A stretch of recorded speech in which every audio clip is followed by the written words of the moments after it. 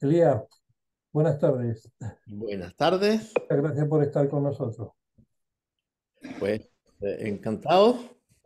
Mira, desde la perspectiva del blockchain y en tu experiencia, eh, ¿cuáles creías tú que son las claves para que cualquier experiencia pueda ser una puerta para entrar en la presencia instantánea? ¿Qué Mira, claves hay? yo creo que esto vamos a responder allí y si luego agregas algo, pues nos vamos para el algo, pero Muy bien, vamos a tratar de responderla así como la hiciste, cortita. muy bien. Eh, las experiencias en la enseñanza Dzogchen y también en el tantrismo y en general en el budismo, por lo general se dividen en experiencias del nivel de la mente, que son experiencias de vacuidad, Ujú, experiencias del nivel de la energía, que se considera que son experiencias de claridad o pueden ser de luminosidad, de brillo, de ujú, mayor intensidad de tono, etcétera. Y finalmente, a nivel del cuerpo, experiencias de sensación y por supuesto que en las experiencias de sensación trabajamos con placer por lo general porque si nos pusiéramos a trabajar intencionalmente con dolor, nadie querría practicar y además podríamos terminar dañando el precioso nacimiento humano, el precioso cuerpo humano. ¿Y cómo las usamos? Que es tu pregunta sí, básicamente. sí, sí, sí, ¿Cómo podemos usarlas? efectivamente. Mira, Chogyal Namkén Norbu siempre decía, cuando tengas una experiencia, vas a aparecer una capacidad cognitiva que se da cuenta, que se percata de la experiencia. Ujú, En vez de percatarte de la experiencia, cuando esa capacidad cognitiva surge, percátate de eso que se percata. ujú, ok. O sea, en vez de percatarte del reflejo en el espejo, más bien vuélvete hacia el espejo.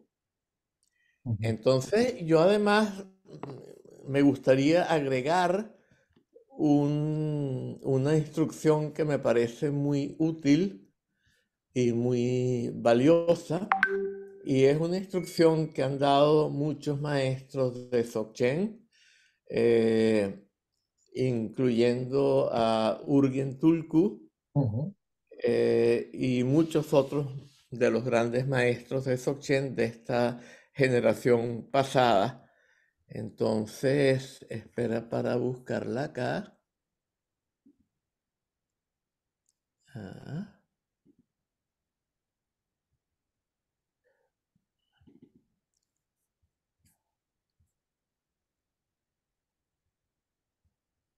porque podría decirlo de memoria, vamos a decirlo de memoria. Eh, Quedaría mejor leído, pero bueno. Eh, Dice, mira hacia adentro y hacia atrás, Ujú, a la esencia de tu conciencia. Si cuando miras no encuentras nada, sino una experiencia de vacuidad en la que no hay nada sustancial, en esa experiencia encuentras una presencia no dual en la cual no hay una distancia entre un sujeto y un objeto. Si se manifiesta una condición así, en la cual no parece que hay alguien mirando hacia algo, sino una condición totalmente no dual, como la de un espejo cuya capacidad reflectante no está separada de los reflejos, deja de actuar. Y esa, al dejar de actuar, puede que esa vivencia de Rigpa que se haya manifestado dure un poquitito más. Pero nuestra verdadera condición no es solo vacuidad. Y por eso va a surgir también una capacidad, eh, va a surgir un pensamiento, mejor dicho. Y este pensamiento no es ningún problema. El problema está en nuestro hábito de dejarnos capturar por los pensamientos y encerrarnos dentro de ellos aferrándonos a su contenido. Entonces, en vez de eso, es como si diéramos un paso atrás con la mente y miráramos el pensamiento desnudamente. Ya va, que ahora se me ha perdido el... Aquí está. Tengo demasiadas ventanas abiertas y de repente no me aparece el... Yo, entonces, eso básicamente sería lo que te diría, ¿no? Muy bien. O sea, se trabaja más con la naturaleza de la mente que con el fenómeno, con la experiencia, ¿no? Sí, o sea, la experiencia es importantísima, Ujú, pero es importantísima porque cuando tenemos las tres experiencias muy fuertemente manifiestas, o por lo ujú, menos dos de ellas, o aunque sea una sola, eh, primero hay más energía y por lo ujú, tanto la transición de la condición en la que nosotros nos encontramos normalmente, que es dualista y con un foco de conciencia limitado como un túnel, ujú, eh, pues el contraste entre eso y la condición de Rigpa es mucho más radical. Y ujú. este es el sentido de la palabra Rushen en tibetano, que se utiliza para estas prácticas que estoy seguro que ya conocéis, de los Rushen como Rushen externo, los Ujú, Rushen interno y los Rushen secretos de ujú, el cuerpo, la voz y la mente, ¿no? ujú, Eso significa separar, pero separar allí significa distinguir. Y esa distinción es que hay una transición muy contrastante de una experiencia samsárica fuerte y clara, como samsara, a ujú, la condición nirvánica de Rigpa. ujú. Muy bien. Ujú. Muchas gracias. ¿De nada? Eh, Sí, Elías. Mm, Al hilo de lo que has hablado de la experiencia, siempre se distingue entre experiencia y realización. Entonces, ¿nos puedes hablar un poco de la distinción entre las dos? Ok. Ya allí la palabra experiencia tiene otro sentido. Sí, el problema es este, que todas las palabras tienen múltiples sentidos en el contexto de la enseñanza. Y cuando además de todo, cuando se traducen, muchas veces se traducen palabras distintas con la misma palabra occidental. Entonces, cuando hablamos de experiencias, eh, yo estaba utilizando la palabra ñam, o sea, estaba tratando de traducir la palabra ñam como experiencias, pero en verdad muchos maestros lo traducirían como experiencias ilusorias.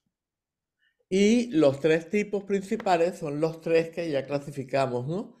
La experiencia de vacuidad, nivel de la mente, claridad o luminosidad, etcétera, brillo a nivel de la energía y sensación a nivel del cuerpo, pero trabajamos en general, si vamos a inducir sensaciones, sería de placer y no de dolor.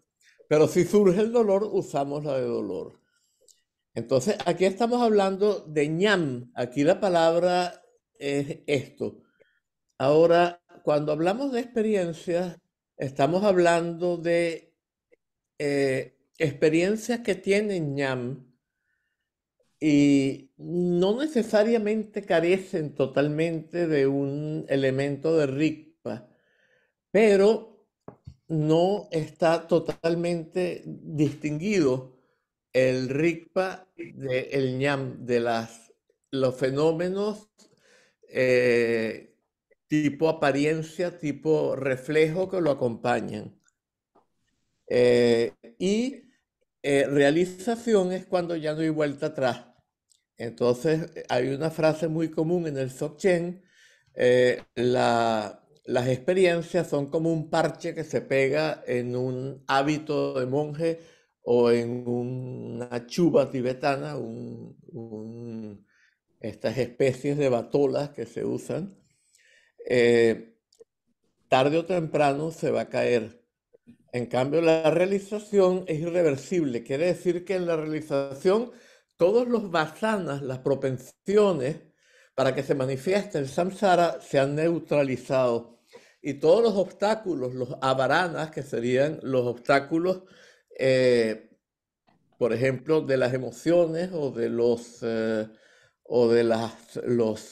venenos, que serían los kleshas varanas en sánscrito, o eh, sí, y los Guiñeya Varanas, que serían los obstáculos del conocimiento, en los cuales ya no hay una pasión muy fuerte.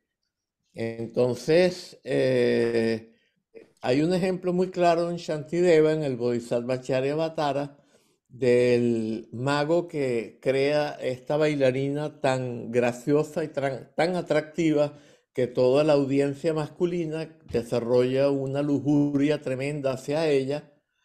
En cambio, el mago sabe que es una ilusión, sin embargo le gusta, lo atrae un poco, aunque sabe que es una ilusión. Si hubiera un Buda allí, percibiría el color y la forma, pero no lo percibiría como una chica atractiva. Ya estaría totalmente más allá de la percepción. Eso sería realización.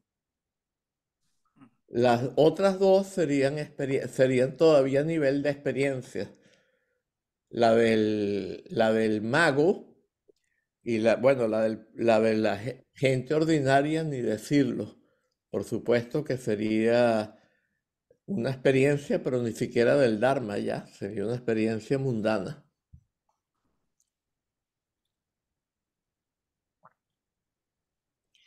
En todo caso, incluso las experiencias ñam, las experiencias ilusorias, también se dividen en dos tipos, que serían las experiencias que nosotros inducimos intencionalmente para usarlas como reflejos muy fuertes en el espejo que nos permitan luego volvernos, en vez de mirar el reflejo, volvernos hacia la capacidad reflectante del espejo, de modo que colapse la percepción dualista y se manifieste el estado de Rigpa. Entonces, esto sería un tipo de ñam, las experiencias que creamos intencionalmente con prácticas para usarlas como base para aplicar esta instrucción. Pero también hay ñam que acompañan al Rigpa. Entonces, por ejemplo, siempre que estemos en Rigpa va a haber un ñam de vacuidad. Siempre. ¿Por qué? Porque no estamos percibiendo nada como sustancial. Si percibiéramos algo como sustancial, no sería Rigpa. Entonces allí tenemos el ñam de vacuidad. Vamos a saltar el nivel de la energía y vamos al del cuerpo. No tendremos una práctica, una sensación a nivel del cuerpo como la que tendría alguien que esté practicando tummo, por ejemplo, o que o que esté vivenciando una relación yab-yum, pero va a haber un placer muy sutil, o más bien podríamos decir un arrobamiento, un bliss en inglés quizás sería una Gozo, ¿no? palabra bastante precisa. Mm. Y por último, la experiencia de claridad sería el hecho, y esto es bien paradójico, sería el hecho de que el Rigpa está manifiesto muy claramente. Esa sería la experiencia de claridad. Mm. Parece una paradoja porque es como un círculo, pero básicamente así se dice. Ujú. Ahora sí ya creo que ese punto lo tenemos, a menos que tengas otra parte de la pregunta. No, en principio, bueno, solamente cuando hablamos de realización entiendo además que no hablamos de realización absoluta, sino que hay diferentes grados, ¿no? Bueno, allí está el detalle que no, yo entiendo que cuando se habla de realización es porque ya hay una realización de la que no se puede regresar, ¿sí? Eh, Como por ejemplo cuando alguien ha descubierto de manera perfectamente clara el Dharmakaya y no le puede surgir duda al respecto. Y ya tiene algo establecido de alguna manera, ¿no? En las experiencias, pues puede haber todo esto de placer, de vacuidad, de placer, de claridad o de vacuidad, o de las tres o de dos de ellas, pero no son como las que hacen más evidente el estado de Rigpa. Y entonces cuando se manifiesta el estado de Rigpa, uno de los peores peligros es querer identificarlo, porque siempre que lo tratemos de identificar, estamos identificando uno de los tres ñam, que puede ser incluso el de claridad, que es el hecho de que el Rigpa está claramente manifiesto, pero entonces reduciríamos el Rigpa a un lapso de tiempo, a un periodo, a un tiempo limitado. Y esto dijo, por ejemplo, Ron Zompa que era un error y que era lo que distinguía al yogi del Anu Yoga del yogi del Ati Yoga. Ujú.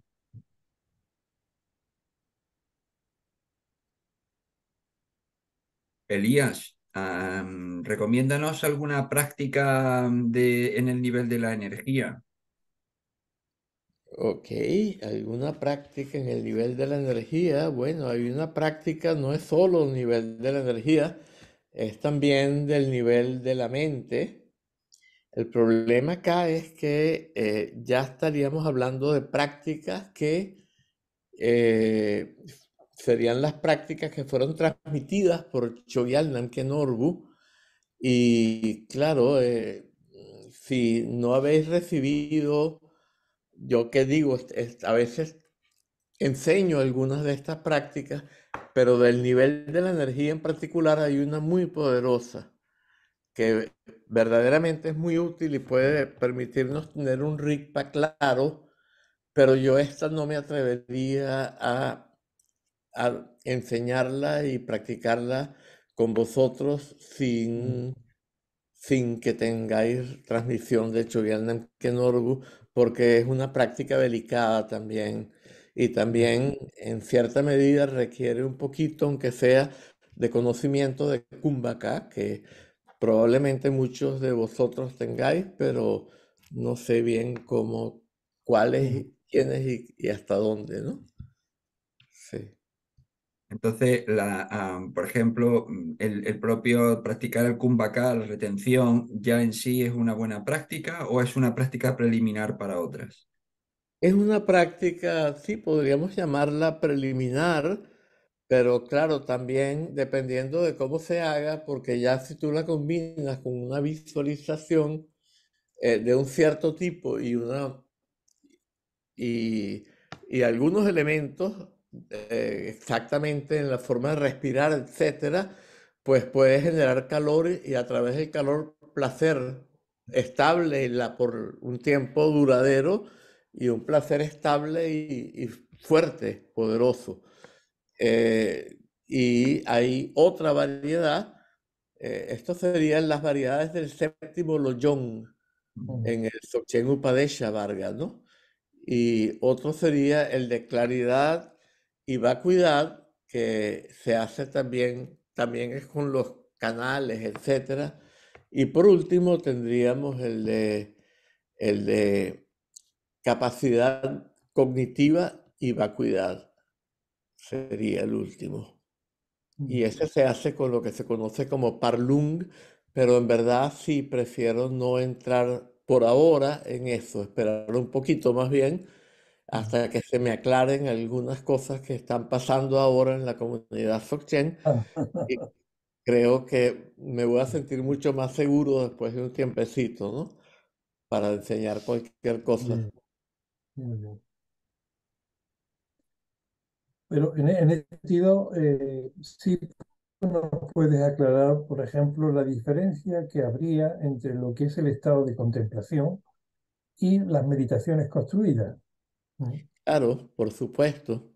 O sea, las Eso. meditaciones construidas son, en general, comprenden sobre todo ñam de los que utilizamos para descubrir el Rigpa.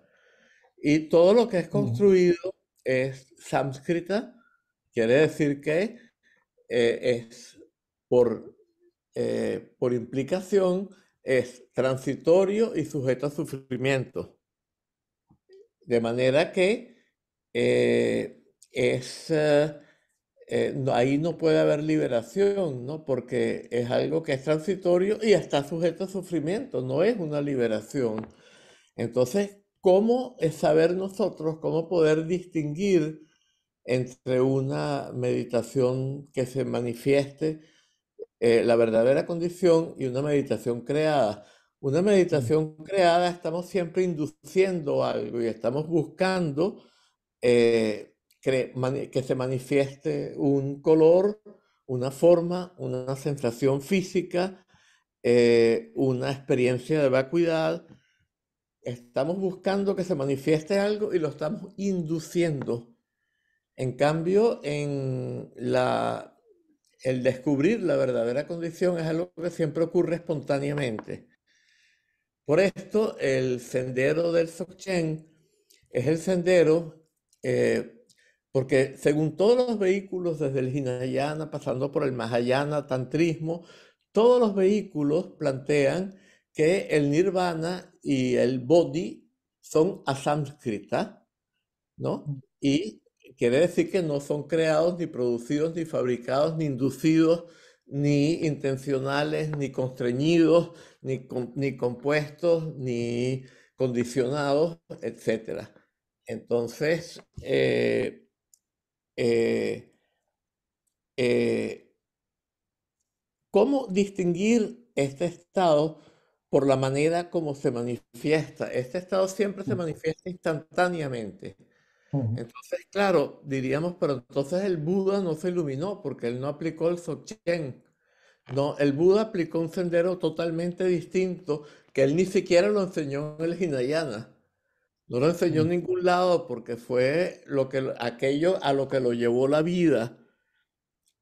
Pero en el momento de realizarse, eso fue liberación espontánea. Él estaba en un samadhi profundo, abrió los ojos, percibió el lucero de la mañana, lo percibió de manera no dual y ese fue su despertar. Fue totalmente espontáneo. Él no se puso y ¡pa! Sino que ocurrió de manera totalmente espontánea. Si no fuera así, entonces su despertar habría sido sánscrita y por lo tanto no habría sido Buda, habría sido un individuo o un falso gurú. Pero esa espontaneidad llevaba antes todo un trabajo de búsqueda Claro, y lo que la búsqueda se para y entonces sucede eso una vez que está madura de alguna forma, ¿no? Porque claro, tampoco es que vaya a surgir espontáneamente para todo el mundo en cualquier momento, ¿no? exacto, tal Ujú, cual. Ahora lo ujú, que caracteriza al Dzogchen es que tiene Togal y el Togal sí eh, ujú, hace que se manifiesten las visiones por sí solas. No las visualizamos. El Togal no tiene nada que ver con visualización. Ellas surgen espontáneamente y se activa una dinámica que destruye el samsara y es totalmente espontánea. Entonces, esta es lo que caracteriza verdaderamente la enseñanza Dzogchen de hoy en día, es que tiene un togal.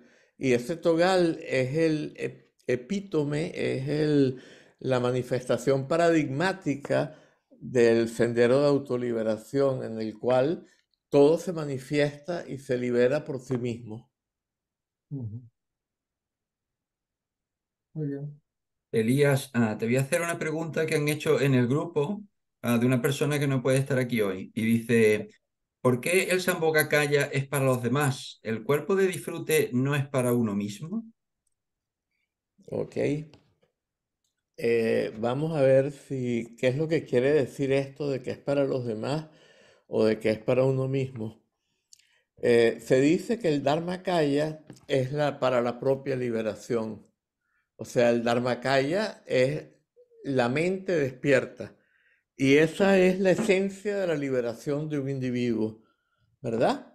Ahora bien, el Rupakaya, Rupa significa forma, y comprende el Sambhogakaya y el Nirmanakaya. Entonces, el Nirmanakaya tiene que ver con la energía Tzel, con lo que consideramos como un mundo físico externo sustancial y que nos parece que está allí cuando nacemos y que está allí cuando lo conocemos, no nos parece que lo creáramos nosotros y no parece que pudiéramos, o sea, siempre parece que nos ofrece resistencia. Entonces, por ejemplo, yo no puedo pasar mi mano a través del ordenador. Me ofrece resistencia. Eso sería propio de la energía Cell, que es la proyectiva. El Sambhogakaya es la verdadera condición de la energía Rolpa, que es la energía visionaria, de visiones autoluminosas, pero no tangibles. Aunque evidentemente que pueden, ocasionalmente pueden producir efectos tangibles. Y de eso no depende la propia liberación. Esos son aquello que permite que se transmita el Dharma a otras personas a través del Sambhogakaya y del Nirmanakaya, porque no puede haber Nirmanakaya en el mundo que enseña el Dharma si no es a través del Sambhogakaya. Por lo tanto, es parte de la realización para otros, porque el Buda no tiene ningún interés en enseñar a nadie. El Buda solo responde como un espejo a las necesidades de todos los seres. Y ese es el sentido más profundo de la compasión. La compasión no referencial. Un Buda no percibe seres a los que hay que ayudar, ni él se percibe como un Buda que tiene que ayudar a los seres. Pero como dijo Jigme Limpa, sin embargo, los seres que tienen fe en el Dharma perciben a los Budas como trabajando incesantemente por su bien, en su beneficio, por su beneficio. Pero el Buda no percibe seres a los que realizar ni un sufrimiento que aliviar, porque está totalmente más allá de la percepción dualista y conceptual tomada como verdadera. Creo que eso sería lo que yo podría responder, ¿no? ¿Más A preguntas? mí me gustaría, ¿puedo hacer una pregunta? Claro, Gonzalo. Bueno, me gustaría, Elías, muchas gracias por estar aquí con nosotros. A propósito de la iniciación que mencionabas hace un momento y de la necesidad de tener una iniciación para poder realizar ciertas prácticas, me surge la pregunta de cuántas iniciaciones hay que tomar, ¿no? No sé, tengo esta inquietud porque hay muchos maestros que te pueden ofrecer enseñanza y prácticas y uno desearía pues, aprender eh, lo máximo posible, ¿no? Y practicar para el logro de la realización, digamos, ¿no? ¿Cómo, cómo comprender el asunto de las iniciaciones y del maestro, que es tu maestro raíz o el maestro al cual le debes, digamos, veneración y respeto como a todos, ¿no? Eh, entonces, bueno, un poco esa es mi pregunta, no sé si haya sido claro. Sí, creo que vamos a ver porque es muy larga. Voy a ver si logro recordar todos los puntos de tu extensa pregunta, pero vamos a ver, ¿no? Primero que nada, hay una diferencia entre introducción y, por ejemplo, iniciación. Iniciación es una palabra que se usaba en las tradiciones occidentales, tipo masonería, rosacrucismo, ese tipo de cosas. Y no ni siquiera estoy seguro que usaban esto, pero en muchas tradiciones usaban esta palabra iniciación. En tibetano es comprende la palabra Won, sería Wonkur. Won es poder. Entonces es como transmisión del poder, pero ¿de poder de quién? Es tu propio poder, porque es el poder del Dharmakaya universal, que no está limitado a ningún individuo, pero que podemos recibir esto a través de un maestro que está conectado con esa fuente. Entonces, esto es lo que permite que nos transmita. Entonces, transmisión sería, en el Dzogchen sería introducción, es lo más importante. Pero, por supuesto que para ciertas cosas también es importante una iniciación. Pero también eso depende, cada maestro te va a explicar las cosas de manera un poco diferente. Y yo, por supuesto, te la explicaré un poco también a mi manera. Y yo te diría, bueno, introducción es tener una primera vivencia de Rigpa. Entonces, por lo general, hay maestros que dan introducción en este estilo y maestros que no. Y no es que esté bien una cosa y mal la otra. Es que simplemente unos lo hacen y otros no lo hacen. Porque su maestro lo hacía o no lo hacía, porque su maestro lo hacía o no lo hacía, hasta algún punto en que hubo una bifurcación en el linaje, y no quiere decir que ninguno de los dos esté mal, pero son dos maneras diferentes. Entonces, si es un maestro que da introducción directa, como por ejemplo hacía Chogyal Namkhel o hacía Tartan Tulku en Nepal, entonces ellos van crean una circunstancia, por lo general una ceremonia, y en el contexto de esa ceremonia le dan una instrucción a los alumnos, los hacen mirar o lo que sea de cierta manera, hacer algo para que se produzcan experiencias y después le dan una instrucción. Y si se manifiesta el Rigpa, pues esa es la verdadera introducción directa. Si no se manifiesta el Rigpa, de todas maneras tienes el permiso para practicar las prácticas que transmita ese maestro para que tú mismo puedas acceder al Rigpa. Patru Rinpoche dijo, la verdadera introducción es la que se da uno mismo. ¿Cómo se la da uno mismo? No es que yo digo, como Garab Dorje, que hace así, pero yo lo voy a hacer hacia mí mismo, ¿no?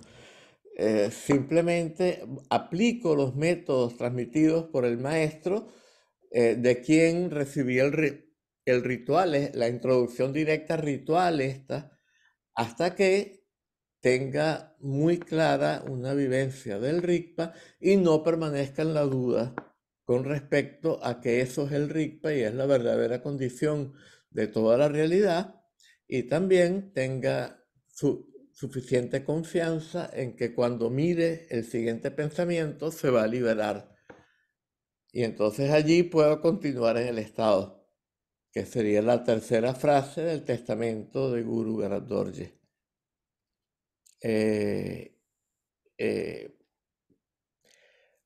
Entonces, eso sería por el lado de la introducción, pero en el tantrismo lo importante es el Wankur. En el tantrismo no se habla de introducción. Entonces ahí el principio es algo diferente. Y el principio tiene que ver con una iniciación ritual, podemos llamarla iniciación, aunque en tibetano se llame potenciación. Hay gente que traduce como empoderamiento, etcétera, ¿no? Y esto sí es algo ya diferente. Entonces, ¿cuántas iniciaciones serían necesarias? Porque sobre todo las iniciaciones son muy importantes y esenciales para el Anuyoga, el Mahayoga, todos los demás vehículos tántricos, pero para el Dzogchen mismo, en sí mismo, como Ati Yoga, lo más importante es la introducción. Entonces, si uno tiene la introducción y la tiene bien clara, eso es lo importante. Pero como nadie practica solo tantri, solo Dzogchen, Ati Yoga, aunque sea un poquitito, una pizca de tantrismo, es muy raro que un maestro haya hecho eso en el Tíbet. Yo he escuchado de un solo maestro que solo practicó Dzogchen. Ujú. Así que por esto las transmisiones estas son importantes, pero cada maestro va a pensar, te va a explicar diferente.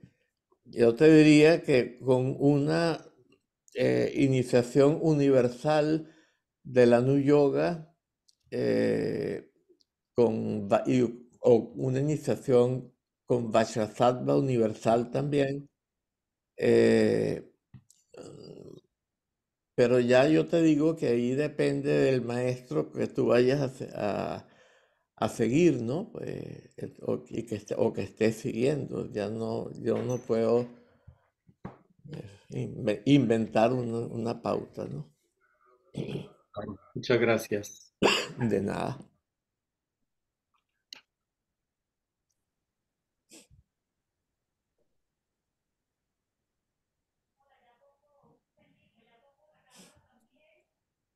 Elías, te voy a hacer te voy a plantear otra cuestión que ha surgido hoy. Ah, Perfecto. tenemos un grupo en una red social, pues las personas que estamos aquí y bastantes más. Y hoy ha habido una pequeña confrontación, tampoco siempre desde luego desde el cariño y desde el buen rollo que en general que hay en ese grupo, pero sí ha habido una pequeña diferencia de pareceres entre, pues si se tienen que compartir en este grupo determinados asuntos o si no se pueden compartir,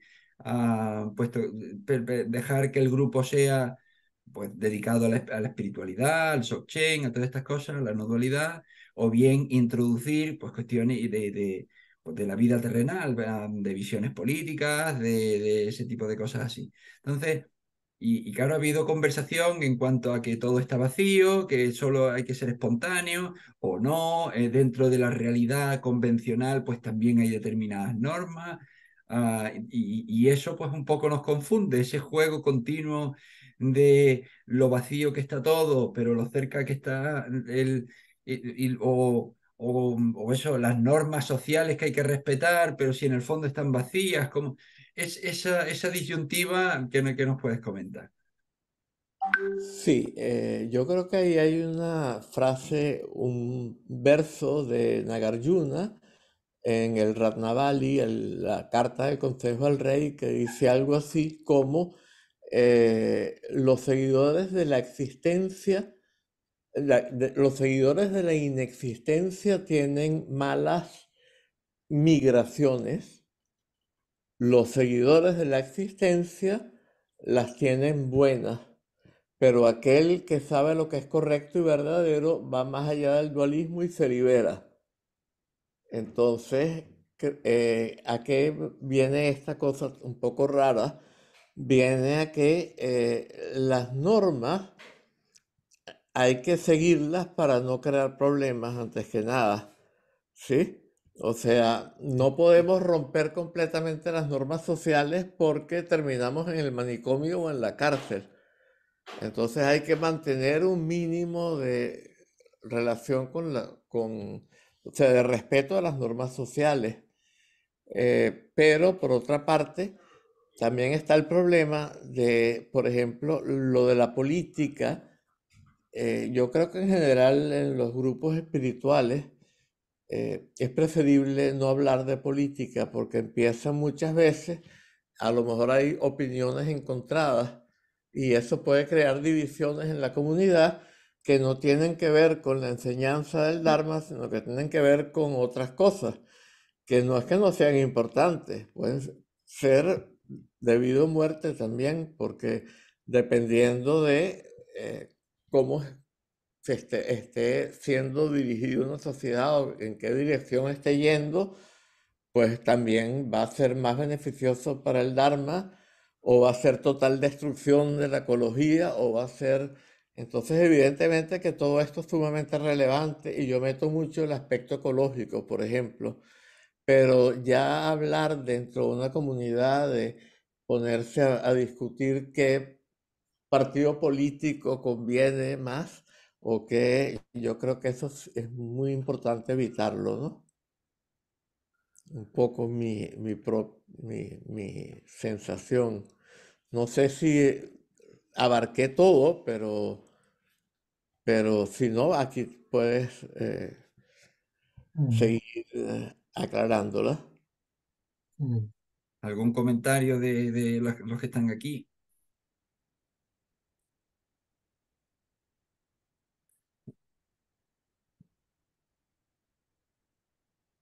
mm,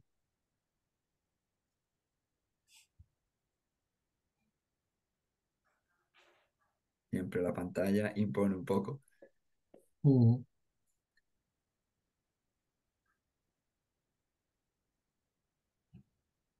Bueno, también los grupos establecemos las normas y las consensuamos de una forma o de otra con nuestra práctica y bueno, determinamos que este grupo tiene un enfoque, una dirección y que bueno, pues otro tipo de comentarios y historias pues lo mismo son más complejas porque somos muchos y muy distintos y nos pueden enfrentar de una forma o de otra, ¿no?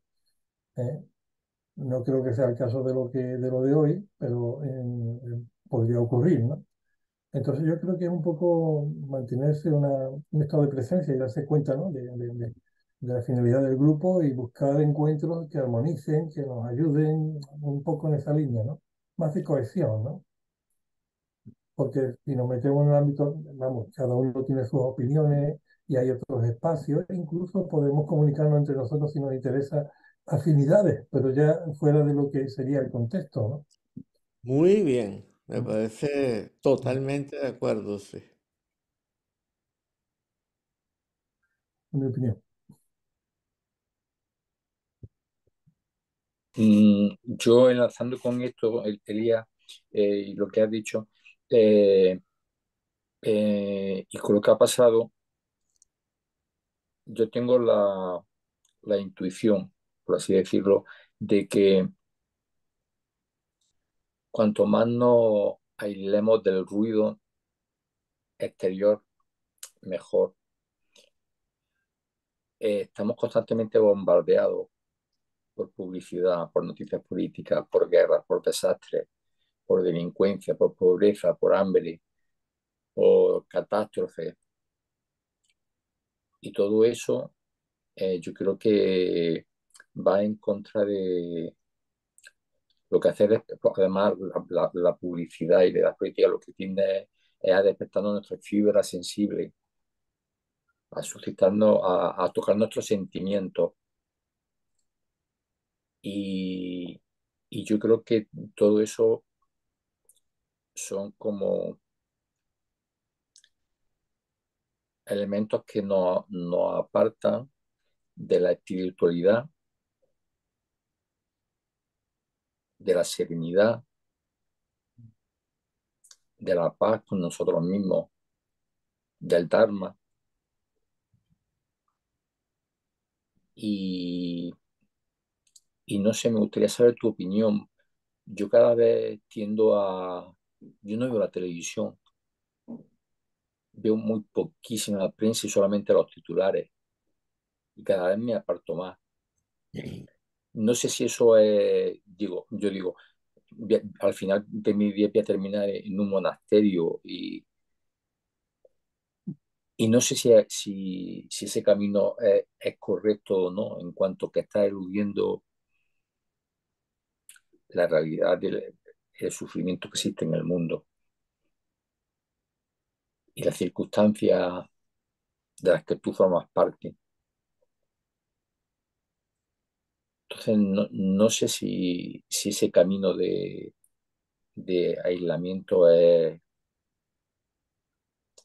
es acertado o no. Me gustaría saber tu opinión. Mira, yo te diría que no hay absolutos. En el Tíbet mucha gente se iba a una montaña a hacer yogis solitarios en la montaña en condiciones muy difíciles, a menudo en la nieve, y sin embargo eh, eh, pues pero conseguían de que alimentarse y la situación era diferente, porque por ejemplo a lo mejor en el Tíbet no se podía hacer mucho para cambiar la organización social y política, a pesar de que muchos maestros, sobre todo en la tradición Nyingma, a veces intentaron hacer cambios también y transformaciones. Pero bueno. A lo que me refiero es que hoy en día, como con esta situación de crisis ecológica, quizá eso de irse escaparse a la montaña, pues, o a un monasterio, etcétera, podría ser como un escapismo. Pero por otra parte, es indispensable, no podemos llegar a ser practicantes de Dzogchen si no tenemos, aunque sea un pequeño retiro. Chogyal Namkhai Norbu, yo nunca había oído algo tan optimista como lo que él decía. Él decía, claro, dependiendo de la capacidad del individuo, una persona con buena capacidad le podría bastar con un retiro de 3 semanas. Y a una persona con una extraordinaria capacidad, a lo mejor con un retiro de 1 semana. Pero un retiro es indispensable para establecer el estado, porque hablamos también de si el ruido externo es algo que tiene que ser necesariamente negativo. Y si tú lo consideras como algo externo que es negativo, pues vas a estar reafirmando el dualismo de yo y lo otro, bueno y malo, y eso te va a mantener en la rueda del samsara. Entonces, en cambio, si tú estableces el estado de Rigpa, que es como un espejo en el cual no hay dentro ni fuera, ni bueno ni malo, sino solo reflectividad, reflectantidad, eh, pues en esa condición de ese tipo, eh, no puede haber eh, rechazo de algo que genere sufrimiento, eh, sino que estás integrado con todo. Eso es lo que se llama integración. Y una de las primeras formas es el Namkarte, el estar en un espacio único. De manera que si no hay algo con lo cual integrar, no podemos integrar el ruido externo. Ruido me refiero no solo al sonido, me refiero a, creo que tú estabas usando el término en un sentido Sí, más amplio. Entonces, el ruido externo, digamos que no es cuestión de escaparnos de él, pero si no tenemos un estado de RICPA en el que podamos integrar ese ruido sin que llegue a afectarnos, entonces mejor que no nos metamos mucho con el ruido.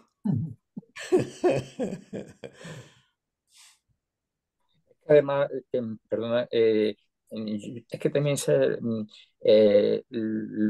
yo veo que, y por lo que he leído, que todo está diseñado para sensibilizarnos, la mente humana está muy estudiada y entonces saben cómo tocar nuestros puntos más sensibles. La publicidad, la propaganda institucional y claro, como ellos lo que buscan es, lo que se busca normalmente es que tengamos una respuesta a base de un estímulo que ellos nos proporcionan una determinada respuesta, por muy sereno que sea, si está metido en la dinámica, en la calle, escuchando, hablando de política, hablando de guerra, hablando,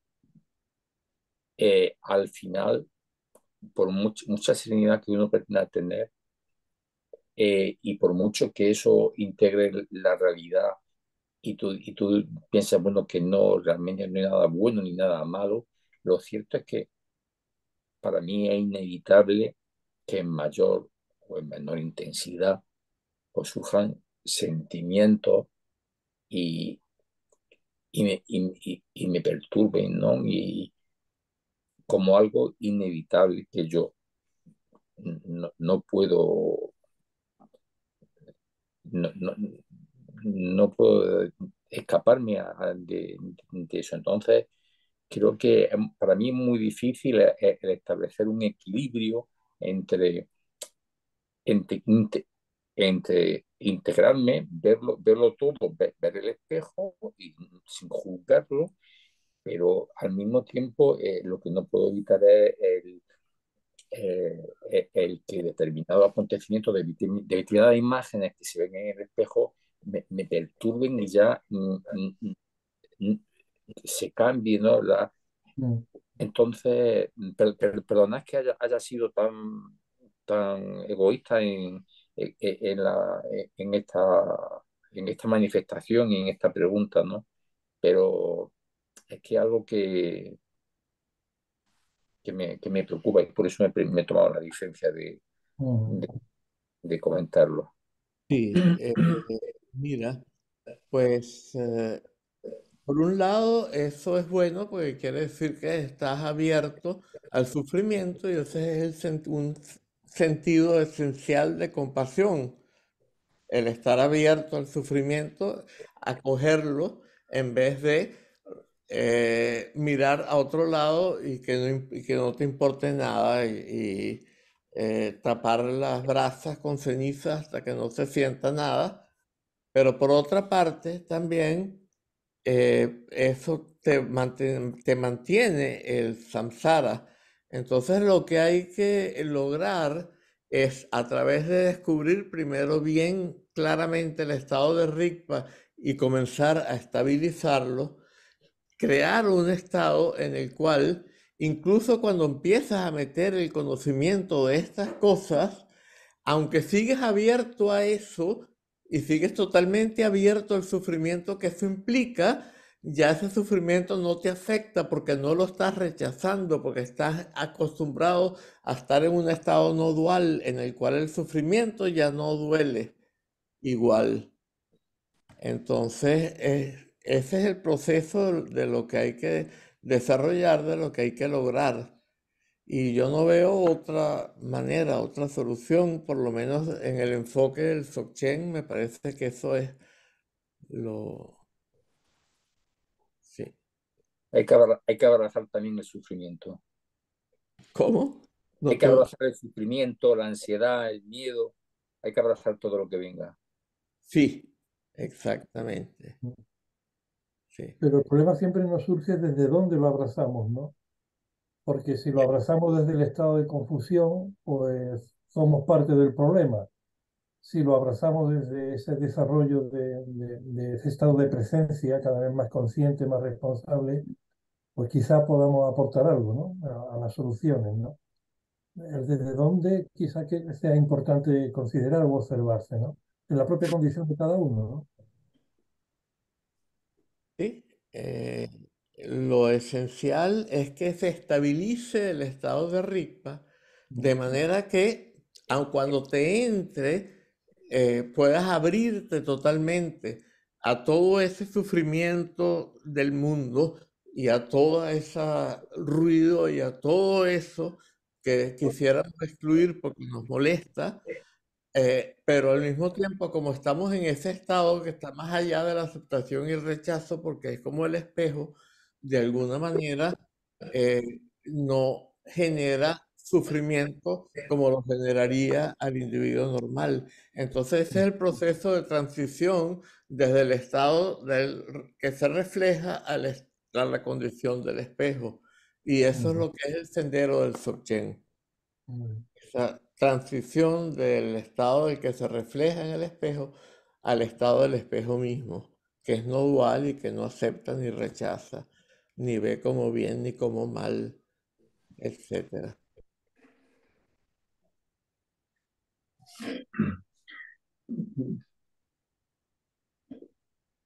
Sí, en ese sentido, solamente recordar una frase de Tilopa que dice algo así como las apariencias no causan el sufrimiento, es el apego el que causa el sufrimiento, por lo tanto, abandona el apego. Bueno, Sí, creo que viene un poco en ese sentido, ¿no? sí. Y en la enseñanza Dzogchen, por ejemplo, hablamos de los cuatro Chokshac y tenemos el Nangwa Chokshac, que es el Chokshac de la visión. Y eso implica que dejamos la visión como es en vez de tratar de transformar una visión que consideramos impura en una visión pura. Ya necesito un poquito de agua.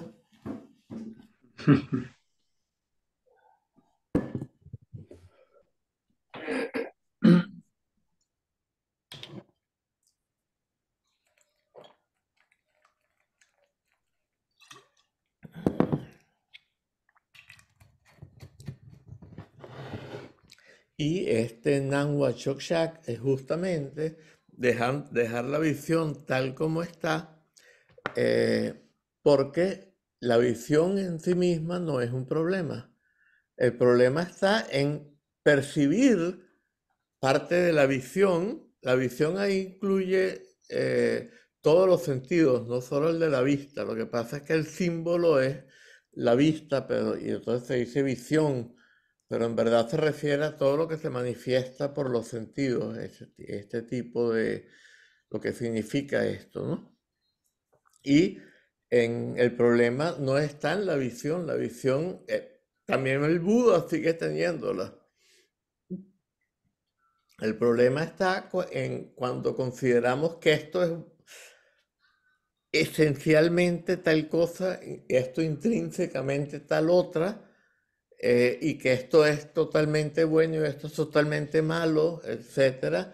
Y entonces la aceptación y el rechazo, el dolor y el placer, y ahí gira la rueda del samsara, ¿no?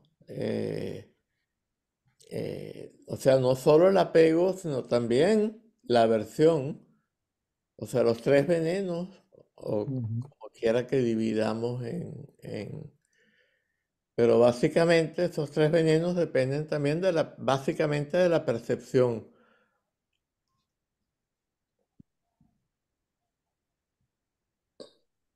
Lo que ocurre, perdona Elías, que quizá me estoy pasando hoy,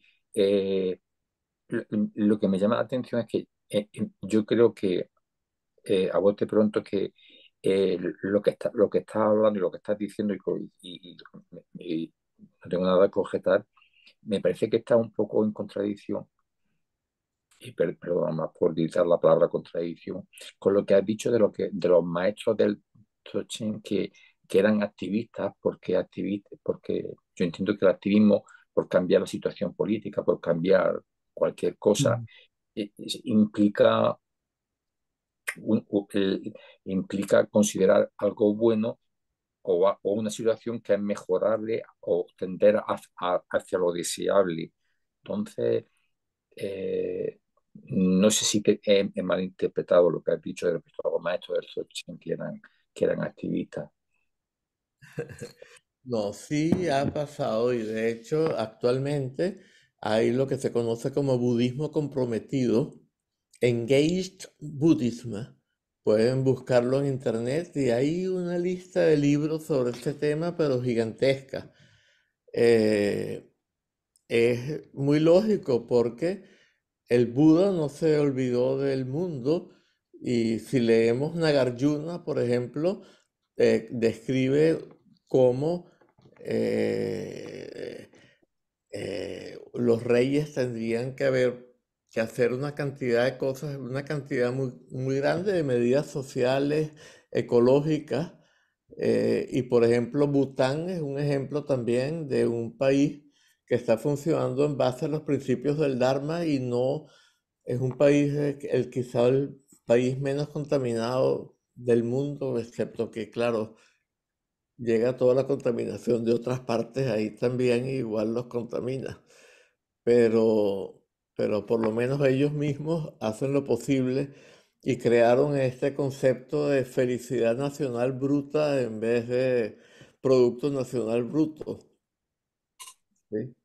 Eh, entonces, digamos que el mismo Dalai Lama es budista comprometido y hay muchos de estos maestros tulkus que también han escrito en estos libros. Recuerdo, por ejemplo, Chandru Tulku. eh, hay una serie, una serie. Pero, ¿cuál es la contradicción? No, no hay contradicción. La contradicción no existe porque dijimos que aunque el Buda no percibe seres que sufren y a los que hay que ayudar, surgen a través de él todas las actividades necesarias para ayudarlos. Porque la compasión es una compasión no referencial que implica una eh, reactividad, ¿no? Bueno, se me fue la palabra. Proactividad, quizá, ¿no? ¿Cómo? Proactividad. no era la palabra que buscaba, no importa, digamos, es reaccionar de la manera correcta a las situaciones en vez de estar cortado del mundo. Ujú. Sí.